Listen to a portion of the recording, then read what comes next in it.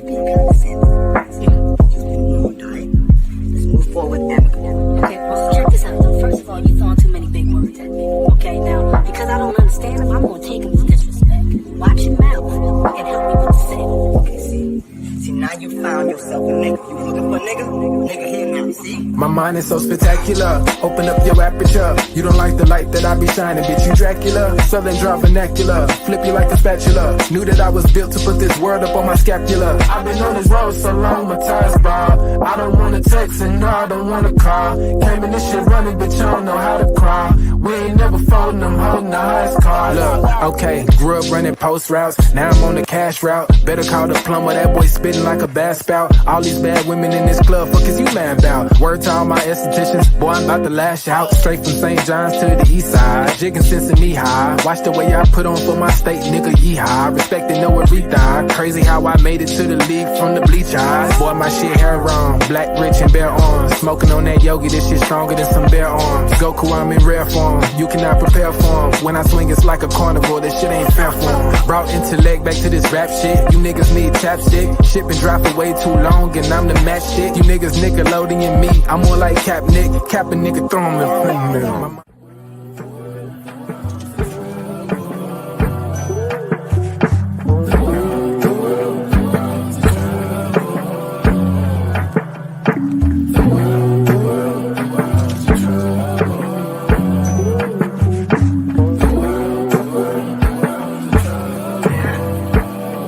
Party favors on the table, you can pick and choose. I would be lying if I said that I don't get confused. I'm just a player in the game and I don't pick the rules. Why trouble always seem to find the ones with shit to lose. About to blow like we just lit the fuse. We double dutch into this dough, I get this shit in twos. Push the button, get it started, put that shit in cruise. A little dust up on his heart, I barely get to use. A fool flatters himself, a wise man flatters a fool. Man, I just came to get it started like mechanics with tools. Cause in my hood, if you don't pack a tool, you planning to lose. These young boys deserve Oscars, they be acting a fool. A couple loose screws, but they hammer accurate. Ooh, I know some niggas stuck on drugs and manufacture it too. School of hard knocks, we all got our bachelor's food. No cap and gowns, but we all had to master. Party favors on the table, you can pick and choose. I would be lying if I said that I don't get confused. I'm just a player in the game and I don't pick the rules. Why trouble always seem to find the ones with shit to lose.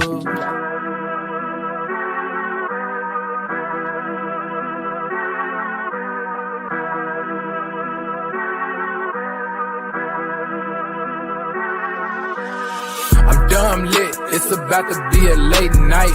Fresh wax, shawty, show me what it tastes like. Niggas know me in my city like I'm Wayne Wright.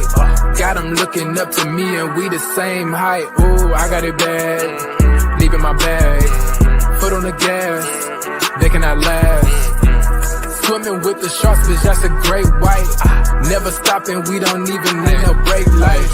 Say she don't smoke, but she always smoke with me, yeah. Backwards in the air, back up in the ovaries, yeah. All my ops, they stay running like they over easy, yeah. Even my masseuses can't just get too close to me, yeah. Shout out to Next, soon as the ink dry, we count out the checks, yeah. I never flex, I bought up a business, you bought up a section. I'm at the top of my class, yeah. Y'all never learned from your lesson. Skywalker gave me the force, yeah. Turn this into an obsession, yeah. I couldn't wait on the team, cooking shit up with just me rowing flag, yeah. Things never are what they seem, but we know the facts, yeah. Charging that shit to the game, but now I pull up with a battery pack, yeah. The bigger they are, the harder they fall, and we can just leave it at fact. I'm dumb lit, it's about to be a late night. Fresh wax, shawty, show me what it tastes like. Niggas know me in my city like I'm Wayne Wright. Got them looking up to me and we the same height. Ooh, I got it bad, deep in my bag. Foot on the gas, they cannot last. Swimming with the sharks, bitch, that's a great white. Never stopping, we don't even need no brake lights. Big bro, why they call you big bro? Every time we hit the bank, we deposit zip codes. Well connected with the streets, like we out in Skid Row.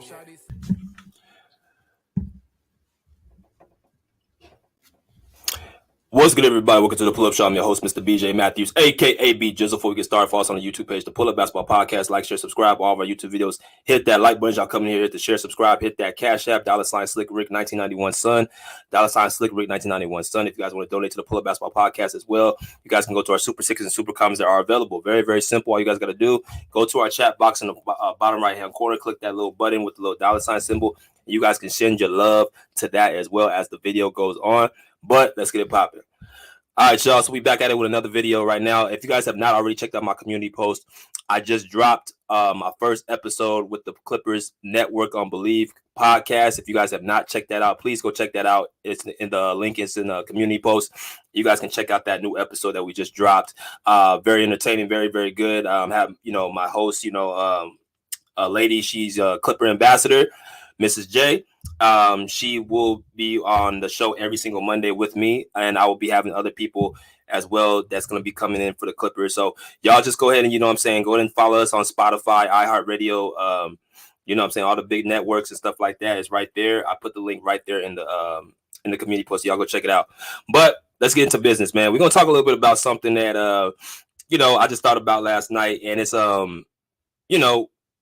every time I keep telling y'all, I always have something going on in my head about, what I want to talk about. And this is something that definitely scratching the surface.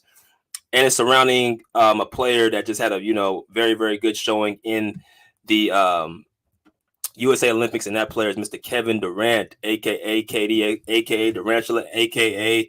Mr. Efficient, a.k.a. that guy with the ball in his hands, right?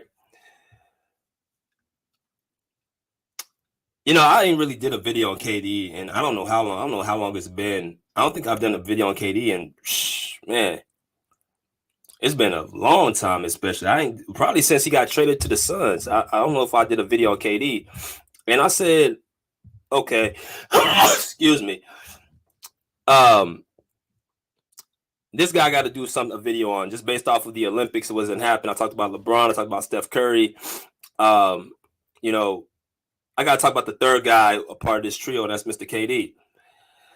Now, it's a lot to unpack. So, again, you guys take your time and actually go ahead and stay, in the background, actually, continuously just watch what we got going on right now because it's going to be a very, very entertaining video. So, I said before, I said to myself, okay, a lot of these players are on their way out of the NBA right now. Well, if they're not on the way out, they're out their prime right now. You got LeBron James, you got Steph Curry, and then you got KD. All, out of their prime. Still very, very productive, good players, great players, borderline. But they're no longer what they were about 4 or 5 years ago. In LeBron's case, really 6 years ago. Now, LeBron, of course, is a physical specimen. So he's not from the ordinary, but 2018 LeBron is completely different from 2024 LeBron. 2018 LeBron would have the Lakers as a top seed in the Western Conference. 2020 LeBron would have the Lakers as a top seed in the Western Conference. 2024 LeBron needs Anthony Davis to take the first step as the lead guy on the team. So obviously, like I said, it's been a dip in the decline, which is natural. The man's about to be 40 years old, which is, of course, monumental. He's no longer what he was, 4 to 6 years ago. And you look at a guy like Steph Curry, another guy who is really holding on based off of his skill set and what he's able to do on the court, shooting the basketball, ball handling, ball movement. He's another anomaly. As a matter of fact, Steph Curry, I think he's about to be 36, if I'm not mistaken. He's still somewhat getting better as he gets older. It's kind of weird. He's gotten better as far as, having more strength. I think he's more, poised in the clutch. I think he has a lot left in the tank. And I think he's just having so much fun with basketball right now. So those two guys are, points of their careers where they still got, quite a bit of stuff to show the public, which I think we all need to appreciate. But KD is in that same ilk. As y'all know, Kevin Durant came into the league in 2007. And that's what I put into the description, but I put as a title. Kevin Durant's been doing this for a long time. Kevin Durant's been in the league since 2007. That's approximately 16 seasons. This man's been playing in the NBA, going on 17 this upcoming year. So I think people got to understand, like, when they see the word KD, they think, okay, well, prolific scorer, you know what I'm saying? You know, obviously one of the more talented players, if not the most talented player in the league, in the NBA. You know, for a long time, him and LeBron were rivaling each other. You know, who's the best player in the NBA. But I think what has happened after that Golden State move, I think some people tried to write him off and say, well, you had to join Steph, you had to join that team, so he can't be better than LeBron. But in that showing, he actually, you know, was able to win 2 championships out of that. So let me just first get this out the way. KD obviously is going to go down as a prolific first ballot Hall of Famer. There is no doubt about that. He's already accomplished things that less than probably 5 to 10% of the NBA has accomplished. Probably 5%. When you look at his honors and what he's done in his career, you're talking about a 14th-time All-NBA player or All-Star player. You're talking about a season MVP, a finals MVP, a scoring leader 4 times, 6 All-NBA first teams, 5 All-NBA second teams, a Rookie of the Year, Rookie All-Team first team, and he's also a person that's had 3 gold medals, right? He also has a case as being one of the greatest Olympic players with Carmelo Anthony and LeBron James. So all those accolades and what he's done in his career, you know, he's automatically going to go down as the first ballot Hall of Fame. Look at his numbers year after year. He's obviously one of the most prolific scorers, like I just mentioned. He's averaged 27.3 points for an entire career. That's what KD has averaged his entire career, 27.3 points per game. Now, if you look at the history of how many players have done that, there's very, very few. You talk about Will Chamberlain. You talk about Allen Iverson. You talk about, you know what I'm saying, Michael Jordan, of course, you know what I'm saying, averaging 30 his whole career. LeBron averaging 27.1. You talk about, you know, players of that ilk were the only guys that have averaged that amount of points. Kevin Durant falls in that same category. You're talking about a 6'11", 7 feet player who's able to shoot anywhere on the court, give you 30 points in about 13 to 15 shots, right? He's efficient. He can score the ball anywhere on the court. He has the length and size where you're not blocking his shot. So he's a special type of player. And since coming into the NBA, that's really what he's been known as since he came, you know, to the Seattle Supersonics back in 2007. Y'all come in here and hit that like button. Don't be stingy. Make sure y'all come and hit that like button. So I'm going to talk a little bit about Kevin Durant and why I'm talking about this. First off, like I said, I want to give Kevin Durant his own video about, you know, him, because he is a part of that trio that, you know, won Olympics this really past weekend. So who is KD? Who is Kevin Durant? Well, first off, if you look at KD's career in a nutshell, you can really have 3 different Hall of Fame, three sections of his career. He spent 9 seasons with the OKC Thunder / Seattle Supersonics from 2007 to 2016, right? You go to Golden State, you spend 3 seasons there, right? That's another phase, you know what I'm saying, what you have done.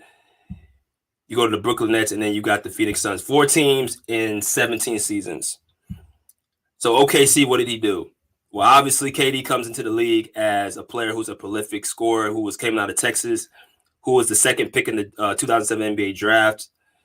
If I'm not mistaken, was it behind Greg Oden? I'm not definitely sure, but I know he was the second pick. And KD at the time was already looked at as you will be an NBA talent. Regardless of him not being able to bench press 185 pounds, he was a guy that came in as a player that was going to be very, very, you know what I'm saying, dangerous. And you saw it right away. He missed the first 2 years of the playoffs, which is natural. Even for a guy of that caliber, LeBron James missed the first 2 years of his career in the playoffs. You know what I'm saying? You know, players starting off, you got to start somewhere. So even with him missing the postseason or missing the playoffs, he was still able to be somewhat of a person to show his skill set. and being just not a dangerous scorer he was with the basketball. So you talk about OKC, he went to 3 conference, what was it? Was it 3 or 4 conference finals? I want to say it was 4 conference finals because it was 2012, 2014, 16, and 2011.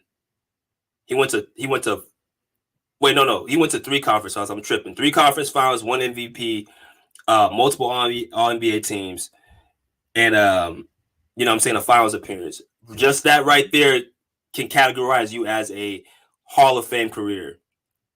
You know what I'm saying? One MVP, 1 finals appearance, 3 conference finals appearances, and you know what I'm saying, I think was he a scoring champ? I got to look at these years again. Scoring champion. What year was he a scoring champ? Yeah. So all his years in OKC, he was a 4-time scoring champion. That's what he did in OKC. 4-time scoring champion all 4 seasons. Rookie of the year as well. All NBA first team. You know what I'm saying? 3 was his 1, 2, 3, 4 out 5 out of his 6 times in the All NBA first team in OKC. And then he had it All NBA second team, you know what I'm saying, this other time. So he was just all around just having a great, year, great time, you know what I'm saying, accolades all throughout that tenure. Kevin Durant in OKC, I think that was the more, raw version of the guy who was trying to prove himself, trying to get all the accolades. He was trying to win. He wanted to, compete for, rings and things of that nature. That was what he was in OKC. Well, because he couldn't get, a championship in that tenure with Russell Westbrook as his backup teammate, something happened in the 2016 summer where a bombshell dropped, and it was reported that Kevin Durant was going to go to the Bay Area and team up with the Golden State Warriors, a team that actually put him out in a 3-1 lead the year previously. Now, at this point, KD was loved before this move was made. KD was a player a lot of people really, really was taking a liking to. They felt that he was the player that, can rival LeBron James. They loved his, his contributions to the community of Oklahoma City. He was somewhat as the squeaky clean person on and off the court. A lot of people love Kevin Durant in Oklahoma City. But when he made the decision and the conscious decision and choice to go to Golden State, that's when everything made a turn. You talk about players, you talk about people who just pretty much turned their back on him just like that. Meaning, all of a sudden he cheated the game. All of a sudden that, he was weak. It was the weakest move in NBA history. Blase. Kevin Durant got raked through the coals. And it really got raked through the coals all through his tenure in Golden State. A lot of people started to root against Golden State just because off this one move, because they saw to themselves, well, if you had Kevin Durant to that team with Steph Curry, Klay Thompson, Draymond Green, and a team that actually was able to get to the finals without KD 2 years in a row, not only were you catching hate from NBA fans, but you're catching hate from LeBron fans, because this move right here pretty much stopped LeBron James' momentum from winning championships. If Kevin Durant does not go to Golden State, LeBron James has somewhere around 6 to 7 rings, in my personal opinion. Because you're talking about a guy in LeBron that went to 8 championships, 8 finals appearances in a row. But he kept running into this one team that he could not beat. You're talking about they got beat in 15, 17, and 18. Those are all LeBron James's prime years after Miami. As y'all come here and smash that like button. So he was catching hell from just not only NBA fans, but also LeBron James fans. They could not stand this man, because what happens is that LeBron was trying to make a case that he was going to be better than Jordan, which I never thought that was the case at all. But they understood what KD did was going to put a monkey wrench in the LeBron James plans. So that's also what's on his legacy, stopping LeBron James from winning championships. Now, Warrior fans have said that they did not need Kevin Durant to win a championship.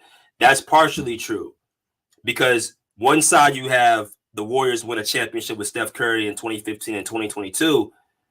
That's very true. And also, I want to give Steph Curry this, and I made a video about this. I think Steph Curry is going to be ranked higher than Kevin Durant. I just want to make that very clear. based off of what he's able to accomplish and what he's been able to revere as, the leader on his teams and what he's been able to consistently do with the help he's had around him or hasn't had around him. I think Steph Curry is going to retire as a greater player than Kevin Durant on the all-time list, at least on my list. But pertaining to his situation with the Warriors, for the Warriors to beat the Cavs, I believe they needed to make this move to get KD. And the reason why they needed to make this move is because LeBron James was the guy that they had no answer for. You're talking about the 2015, the 2016 finals. The Warriors had no answer for, LeBron James. He was statistically the best player in the series both years. And just off of him being a brute force, there's nobody in his position that really could do anything with him. You had Andre Iguodala who won that finals MVP for what he did against LeBron. But he comes back the next year and automatically gets them in a 3-1 deficit. Now, however you want to say Draymond getting suspended or the momentum was lost is up to you. But as I was watching both years, the move to get KD pretty much offsetted LeBron James to the point where they had no more moves in their, their toolbox. I'm talking about the Cavs. Because you have a player who's just as good as LeBron, younger, and because of the ball movement and the system that the Warriors had, it was a perfect fit for Golden State and KD, a match made in heaven. That they had, as much as his skill set and his talent matched what Golden State was bringing out of him. And you got to give Steph Curry credit for that, for understanding and actually seeing what was in front of him. So KD in Golden State got 2 finals MVPs, 2 championships, 3 finals appearances. And if I look at, back to this, I know I got to keep going back to this, y'all. Y'all keep staying with me. Keep hitting that like button as y'all come in here. If I look at, what he did in those years in Golden State, All NBA first team 1 time, All NBA second team, was it 2 times, right? And then he was a finals MVP twice. Right? You was all-star every single year you was there. So all those different accolades right there is another phase of his career in 3 seasons. What he accomplished, what KD accomplished individually and team-wise in Golden State is more than what a lot of players accomplish in a 10 to 15-year span. And that just shows you how great of a fit he was at Golden State. But because of the pressures of what the people and everybody said about him, and how he wasn't getting the love and the respect he was deserving of, I think that was the reason why he left, on top of Draymond Green making it a very uncomfortable environment for him, and that there was no type of, rehashing after that, situation. See, KD's another person that he's a player right now, I feel like if you make him uncomfortable to the point where you disrespect him, you in front of people, and there's no type of rehashing, he will quietly remove himself from the situation. That's why I think KD type of person he is. I think that incident against the Clippers, against us, when Draymond Green exploited, I think that was part of the problem. But I think the aftermath of what nothing happened, they never fixed it, they never talked about it, never got past it. I think that's what bothered him, because he's like, it's an environment where, no one's being honest about anything. You got Bob Myers, who was, I think it was either Bob Myers or Joe Lacob saying they didn't, need him. They didn't need this at the parade and all this different things. And that's another slap in the face. So it was easier for him to go out the door and go to Brooklyn with one of his close friends, and Kyrie Irving. Now, of course, this is another, part of his career. KD spent, he came in 2020, left in 2023, if I'm not mistaken, at the trade deadline. So he was there for about 3.5 years, 3.5 seasons. And as every phase I'm putting up here is a phase of KD's career. Now, if you look at his situation in Brooklyn with the Nets, now he got the championships. Now he has the individual accolades. So now what is it that KD is looking for with another team? Right? What is it that KD's looking for to do? What is his mindset at this point? Now, at this point, I think what's KD? He's 35 years old. So when he joined the Nets, I believe he was about 30 years old. He was about 30 when he was with the Nets. So when you talk about 30 years old, you're starting to get into another phase as a man, right? And as I look at KD personally, you know, simple fact is that, and I have to give him credit, he has grown in ways from what he was with OKC, right? But as a 30-year-old, you're still figuring life out. You're really going to be figuring life up till you're pretty much, in your late 30s, early 40s as a man. So KD, hearing the noise, hearing the backlash, around people around him, I think KD was looking for something where he was going to feel appreciated. And I think deep down inside, KD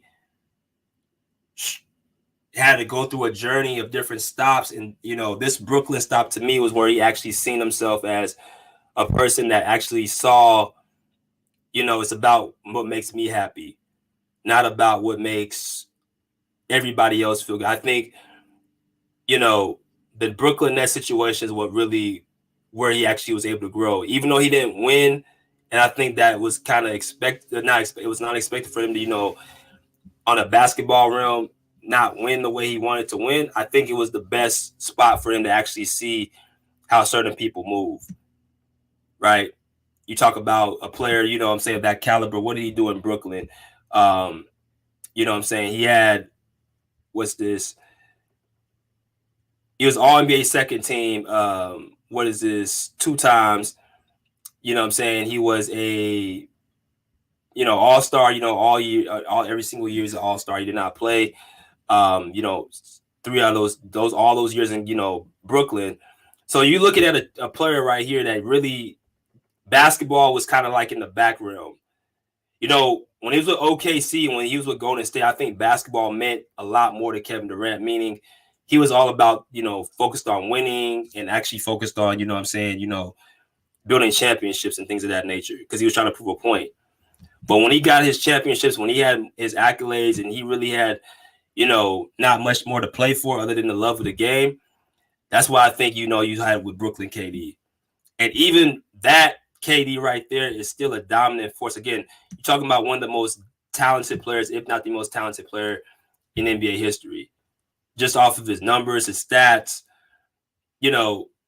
what he's able to do on the basketball court, it's just like he can roll out of bed, and he's basically been able to develop such a strong skill set and a strong game that's just ingrained in him since he was a kid.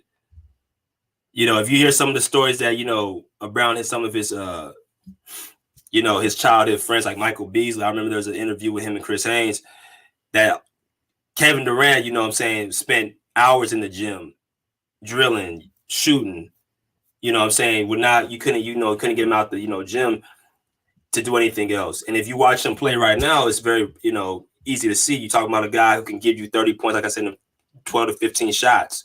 That's called preparation. That's called repetition in the gym. Just hitting shots, consistently, like with no effort. So what I'm saying is that KD has mastered certain aspects of the game of basketball where even if he's not fully invested in a certain aspect such as winning, he still makes it look like he is. I mean, you look at his numbers, he averaged 34 points his first year, in Brooklyn in the playoffs. That was the highest, point average he had in the postseason. That year where he faced the Bucks and they lost in Game 7. That's when a lot of people had Kevin Durant as the best player in the league. That 1 year is where KD was presumably the best player in the NBA. You had the Warriors years where he won championships where they said, okay, yeah, he won, but you had Steph Curry there. You had the Oklahoma City Thunder where he was, right there behind LeBron, but he never got over the hump with a championship. So he's always been flirting around that 2 spot and, sometimes even 3 when you add, sometimes even Kawhi winning his championship, Steph winning, unanimous MVPs and being the face of the war. So KD never had a shot really to be the number 1 guy. Right. And I don't think he particularly cares at this point. This goes back to, like I said, he finally got over, I think he started, settling into who he really is. He was beginning to. He wasn't fully there yet. But at 30 years old and now, at 35, I think KD is starting to settle into his own career and, who he is as a person. When I saw OKC, Thunder KD, I saw a person that was kind of playing a character, is that he was not who he really was. Like, and I think he even said this as well. He was kind of faking the person. Like, you saw KD was, always the, polite, good, carrying a Bible everywhere he went. And that was the image that they portrayed on KD. He wasn't cussing anybody out on the court like that. He wasn't, going off on people on Twitter or Instagram like he did Michael Rappaport. Like, you didn't see this type of stuff from KD. They made sure to make an image on him that he apparently said he didn't want. He was never that. But y'all remember this when he was with Brooklyn, where he went off on Michael Rappaport for basically, I guess saying something about him he didn't like. And this is another phase I want to go into real quick. Aside from KD's greatness on the court, even though at the tail end of his career, I think he's becoming more comfortable who he is off the court. I want to show y'all something, a quick little video about, about a minute long, about KD and his burner account. Because, at one point, people used to make fun of KD about that. But I want y'all to kind of hear what his mindset is about what he means to have burner accounts and, what's his outlook on it now. So here you go. Messages to the fans, and they looking at y'all, and y'all can easily, like, brainwash people with y'all bullshit. Like, get out the way. That's why it's so important now, because you think back in the day, pre-social media, whatever they put out is the truth. And we never had a platform. You know what I mean? So that's why I love it when you're out here. I didn't like to use a burner phone. I would have said, fuck it, I'm Kevin Durant, motherfucker. I'm going to cuss you out. You talk some shit, I'm going to talk some shit. I'm going to speak my mind. I'm still going to do the burner thing.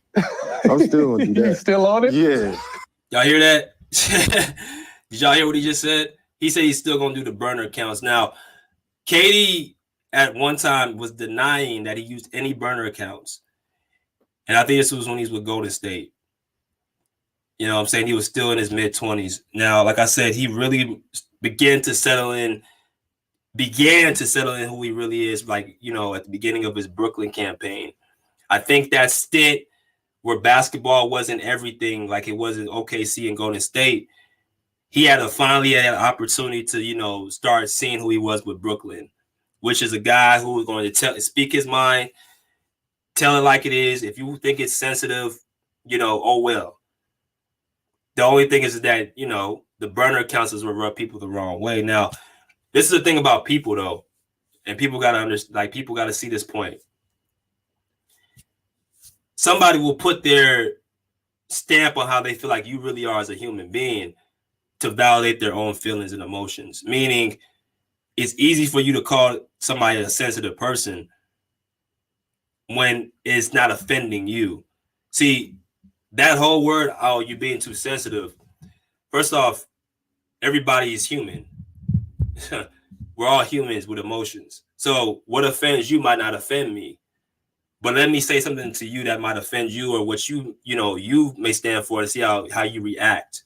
Let's see if you don't start cussing out a storm, or you get upset, or you get mad, or you get angry, and I call you sensitive. That's something that doesn't bother me as much. I might say, man, this dude's sensitive, man. Like, what's wrong with him? And I think KD got to a point. It's like, well, look, they're not going to like me. No way. You got to have this type of people that's not going to like me. I have these type of people that is going to like me. And that comes from a lot, again, with the media. You saw Matt Barnes said that a lot of people in the media make up stuff and they put it out there. When the player responds to it, they're the sensitive one. But reality, what they're trying to do is fish for something that's not there. That's called instigating. That's called stirring something up. And KD's type of person looks like he's come to a grip and understand, like, look, if I say something, I'm going to speak my mind, whether it's the media, whether it's fans, whether it's Charles Barkley, whether it's Shannon Sharp, whether it's Skip Bayless. It don't matter who it is. You're not too big to get this smoke. You're not too small to get this smoke. So I think that's something that KD has finally started to reach the part. But I'm going to let y'all continue hearing. It's some shit that you just gotta be like, these folks gonna always. But I'm saying, fuck it, bro. I'm saying if I'm you, like, you know, if you come for me, I'm coming back with you. For sure. Certain people, I'm gonna come back on my regular account, but if I'm gonna try and do my thing, look out. You know what I mean? Look out. I got the burner. It's still out there. It's lurking. I just slipped up that one time. You know why I slipped up? Because y'all supposed to be messengers to the fans, and they looking at y'all, and y'all can easily. So that was just basically KD speaking upon that, man. I'm about to go ahead and land this plane, but like I said, man, it seems like to me, KD into Brooklyn and into Phoenix, it looks like he has settled in into a person he really is, man. As y'all can see right here, this was him with Golden State. You know, he was actually, you know, speaking from a quote-unquote burner account. You know, you have this person calling it out, and then KD speaking in third person, you know, why he left OKC and things of that nature. He still had those burner accounts, but as you can see all what he just had with Matt Barnes and Steven Jackson, he's talking openly like, yeah, I had a burner account. It is what it is. I'm not going to stop. That's what happens as you get older. You don't really worry about what other people think of you. At the end of the day, Kevin Durant's going to retire as an all-time great player. No, he's not going to be the GOAT. Now, no, he might not even be top 10 on, you know, other than somebody's lists. But I think at this point in his career, and shout out to Ticket TV for saying this, I think we've learned that Kevin Durant is a person that loves the game of basketball, but he's reached a point in his career where he understands he can't please everybody. He's not going to please everybody. And either you're going to like him or you're not. I used to think KD was sensitive while he's always responding to everything, but then I saw what we just watched and what I saw from Draymond Green, what he said. Kevin just basically is one of the type of people, if he sees something that is BS, he's going to call it out. It's not nothing where he's feeling sensitive or he's feeling like, you know, he's feeling like, okay, well, I can tweet just like everybody else can tweet, and I can say this about somebody and it's fine. You know what I'm saying? Everybody does it, but when I do it, I'm being sensitive. Right? But that's him off the court. On the court, KD, as much as, you know, the great things I said about Kevin Durant, I think the one thing that's held him back, number one, is he hasn't been able to get over the hump since he left Golden State. If he wants to reamp his career and, you know, get back into that ranking, because he already has all the God-given talent to do it, he's going to have to show that he can actually lead his team to a championship. Now, Phoenix, to me personally, their team that they had last year wasn't built good enough around him, where he had to play center and play out of position, and they weren't a defensive-oriented team where he couldn't be himself. Like I said before, certain players need certain things to be successful. Kevin Durant needs a team where they move the ball. There's not a lot of ball stoppage, and they have defense around him for him to be successful, where he can actually play small forward or power forward at most. But you had him playing center, and he's a pretty good help side defender and rim protector, quiet as kept. But if you want KD to be himself and be the best version of himself, let him be the efficient scorer he was, like he was on Team USA. You see how he looks on Team USA and teams like Golden State where they fit his playing style. He looks like a whole cheat code. And that's what you want Kevin Durant to be on your team, to be the best effective player possible. Because if you have that type of player on your team, I mean, you can easily see why he's looked at as one of the top, 15 or 20 greatest players of all time. But yeah, KD's going to have to prove that he can, lead his team without Steph, because he has all the, accolades. He's still a very, very productive player. You saw the Olympics. So if he wants to re-up his career and get back in those rankings, that's what he's going to have to do. But that's all I have to say about that, y'all. We'll be back again. Again, check out my community post if you guys like the show. With the Believe Clippers podcast, go ahead and subscribe to that. Go and check it out. The episode just dropped this morning, so it's still there on Spotify, iHeartRadio, Apple Podcasts, and also on the Believe in Clippers website. But until next time, respectfully say, pull up a seat, pull up a chair, pull up. Peace. Out of here like swimwear.